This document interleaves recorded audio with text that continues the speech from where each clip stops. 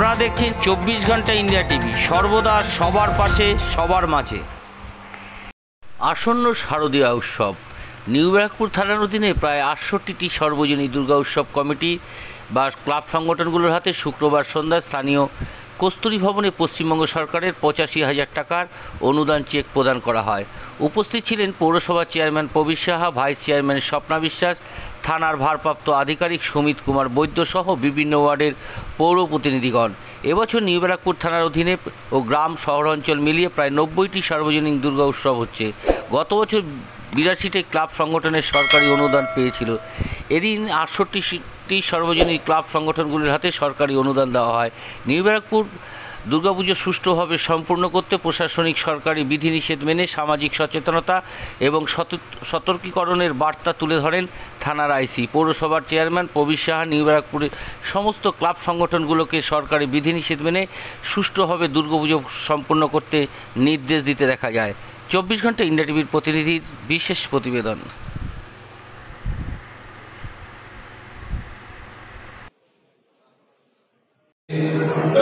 প্রথমে আমরা আমাদের মধ্যে উপস্থিত বিষয়কে আমরা প্রদান করবো কিছু এগিয়ে, বাকিগুলোকে আমরা সবই দিয়ে দেবো, কমপ্লিট করে দিতে পারবো।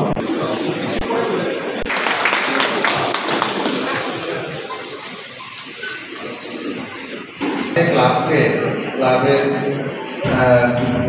চেক আমাদের সিপি সাহেবের হাত থেকে দেবে আমাদের তো ন্যাচারালি আমরা 72টা ক্লাব পেয়ে গেলাম, আর 10টা ক্লাবের অর্থ নিশ্চয়ই চলে আসবে। এবার কিন্তু আমাদের পুলিশের তরফ থেকে যে মিটিং হয়েছিল, সেই মিটিংয়ে পরিষ্কারভাবে বলা হয়েছিল যে প্রত্যেকটা ক্লাবের নিজস্ব অ্যাকাউন্ট থাকতে হবে।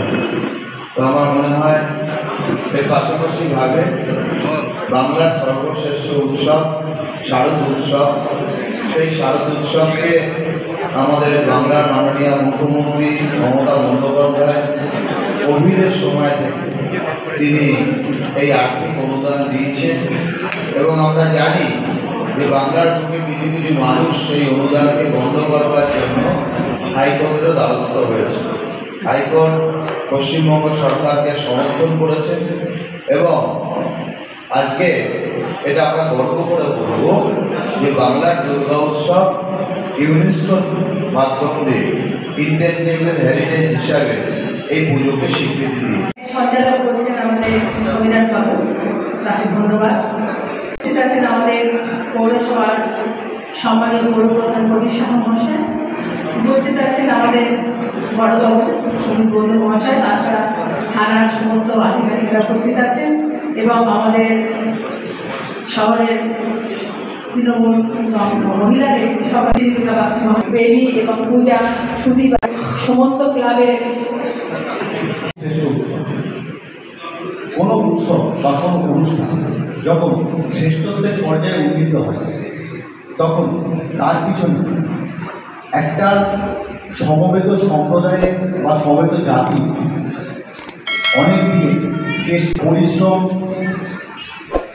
নিঃস্বার্থ কর্মযোগ সব কিছু লুকিয়ে থাকে।